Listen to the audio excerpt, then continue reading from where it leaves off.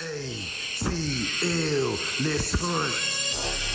GA.FAITHFUL, my people. You know I'm gonna put on for our state and our city.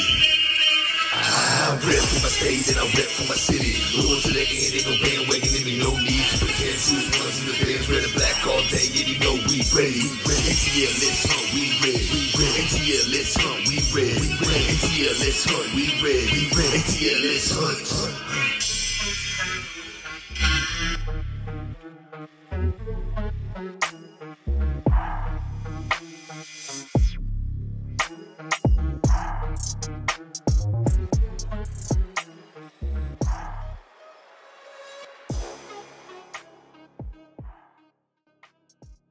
ATL.GA.FAITHFUL, my people. I'm the Douglas Carter, back on the scene doing my thing, and I just want to say I appreciate you and the work that you do. Man, we got a lot to touch on in this video. Our Atlanta Falcons, you know, they're doing their things, they're getting talked about. Gonna be at training camp, had to get my new gear, you know what I'm saying? So my bald head don't burn, but that's another story. It's all good. I hope to see everybody out there at training camp. And I hope to see everybody out there at game 1 against the Kitty Cats. You know what it is, man. I'm gonna chop it up with y'all about Mack Hollins. You know, they say that speed kills. I checked out all the speed that we have on our team, on our offense. And, you know, it looks like we're trying to overcompensate with height and big bodies more than speed. But we still do have a couple guys that can break out and hit that straight line speed and run away from defenders, but not too many. So we'll touch on that.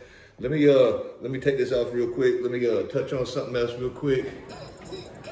You know what I'm saying? I gotta do my thing the way it's called. The Atlanta Braves, bro. They just keep doing it. Out the park.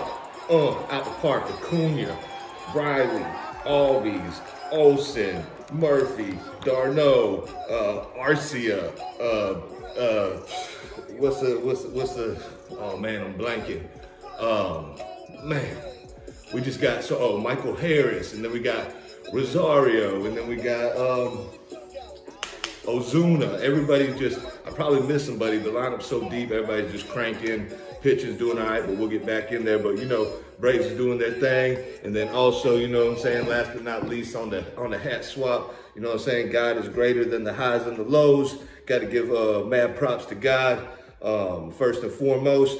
But yeah, I don't know if y'all see that, but that's a, you know, God over the highs and the lows. But with that being said, we're going to get into these videos. Oh yeah, our Atlanta Hawks, not sure what they're doing, not sure the direction they're going. I hope Rudy Gay is just a piece that they can move and get another big name player in here and keep hopefully Trey and DeJounte, add another piece and see what they're doing. I hope we're not taking a step back, but it's crazy with the Atlanta Hawks, Atlanta United. They're doing their thing, kind of hanging around, getting points, draws. I think they lost the other day, pretty good to the New York Red Bulls, I think. But, you know, I touch on the Atlanta United, Falcons, we about to go in depth on Atlanta Braves, Atlanta Hawks. You know, Georgia, they're doing their thing. We don't got to worry about Georgia, I don't think. But I just had to pop in on y'all, say what's up, say what's good to everybody. And let's talk about these Atlanta Falcons real quick and the speed that we have on this team. Okay, y'all, so let's chop it up about Mack Hollins and the speed on our Atlanta Falcons.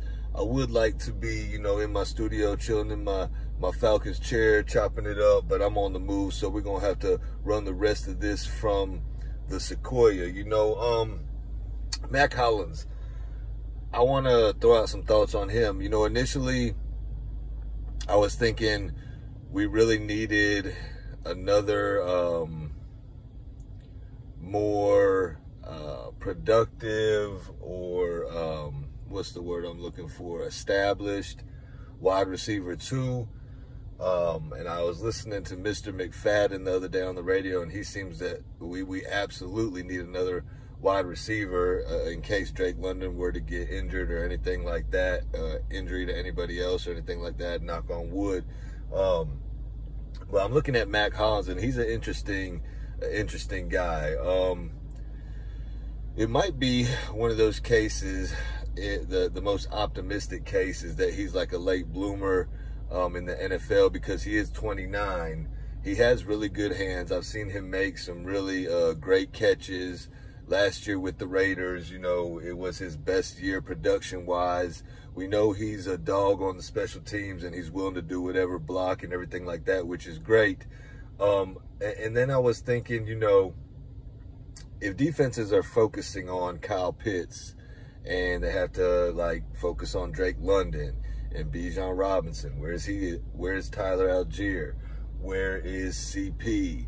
You know, if we put Scotty Miller out there for the deep threat, which is probably the fastest guy on the team, you know, Mack Hollins might get lost in the mix, and he's really a perfect guy to get lost in the mix because he's a big body wide receiver, similar to Drake London, but he's more stocky. He's a vet in this league. He's shredded up, and he's been known to make contested catches. So if everybody else is focusing on all our other weapons, and rightly so, Mack Hollins could be a sneaky target and a primetime player possibly in this offense. He might see a lot more looks. He might get a lot more opportunities. His touchdowns, he might get a lot more touchdowns. His speed, you know, is similar to Drake London's too. They both run like a 4.5, which isn't like terribly slow, but you know, it's not a burner. But they both are deep threats because they both are big wide receivers, long reach, and good hands. So my thoughts was watch out for Mack Hollins. He might surprise us, and you know, we might not need another piece. I would still like to add another respectable piece, but we don't know if that's in the Falcons' plans or not. We might just have to roll with Mack Hollins being your number 2, even though Kyle Pitts is more your number 2. And Kyle Pitts, he has 4.4 speed, but we don't know if he's still going to have that speed after this injury. You know, it's hard to come back and get that same speed after you injure your legs, okay? With that being said, you know, our wide receiver targets, you know, they're going to go like Drake London first or Pitts first, and the other one second, vice versa. You know, third, you know, we got Bijan Robinson, and his speed is 4.46, which is pretty fast out the backfield. You know, CP, he was clocked at like a 4.42, but that was, I'm sure, in his younger days. I don't know how much speed he has left, but we do know that he can house it on the kickoffs, which they're trying to take away, unfortunately. Jonnu Smith, his speed is like 4.6. So, you know, another guy, Smitty Sports Machine, touched on Josh Ali. His speed is like a 4.6 too. We don't know what JJA Whiteside's going to do. You know, he runs like a 4.5 speed. Now, Cordero Hodge and Scotty Miller are, I think, the 2 fastest guys on our team. Cordero Hodge, 4.39 speed. You know, but his hands are a little iffy to me. I feel like he needs to be more sure-handed, and I don't mind sending him on a deep bomb.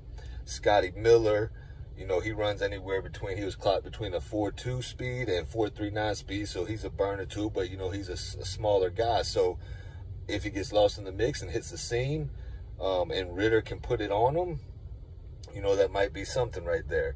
But I just wanted to touch on that. You know, Desmond Ritter, he has 4.49 speed too. He wants to be more of a pocket passer, which is what I want and what I like. And then if he has to use his legs to make a play, not vice versa, where he's like counting on using his legs to make a play and then, you know, trying to pass it if he can't run it. You want to pass first and run as your last alternative to make a play. So I just wanted to touch on those speeds. Like I said, the guys that I mentioned are some of the fastest guys on our team. We do have a lot of big body wide receivers, which is good.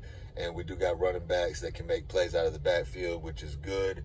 Our offense should be explosive. We should be able to score.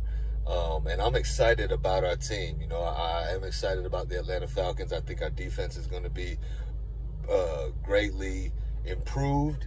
And I think we're going to get some sacks. I was in the chat on Tidy Bird Gang, and, you know, Big Low was in there, and Uncle Steve, and Winston, and John, and we was just chopping it up. Miss B stopped by. You know, she always chopping it up, and they had some interesting questions. One was, who do we think is going to be the sack leader this year for the Falcons? I kind of am thinking Grady because he has more help around him. A lot of people say Caden Ellis. I kind of threw out Lorenzo Carter's name out there because he might be coming into his own, and he might, you know, I'm thinking he could be the sack leader if he gets sent a lot. I like his production, and I like he's always like getting the ball loose, or, you know, he had that interception, returned it. He picked up the block field goal, returned it. And then, you know, Troy Anderson's still in there and still got AK and still got D'Angelo Malone. And, you know, we added Onyemata and Calais Campbell. And our backfield looks nice, too, with Jesse Bates and A.J. Terrell and Okudah and Richie Grant and Hawkins and D. Alford and Mike Hughes. And the list goes on. Flowers. But our defense is going to be a lot better, I have a feeling. Our offense is going to be more explosive. Y'all tell me what y'all think about that.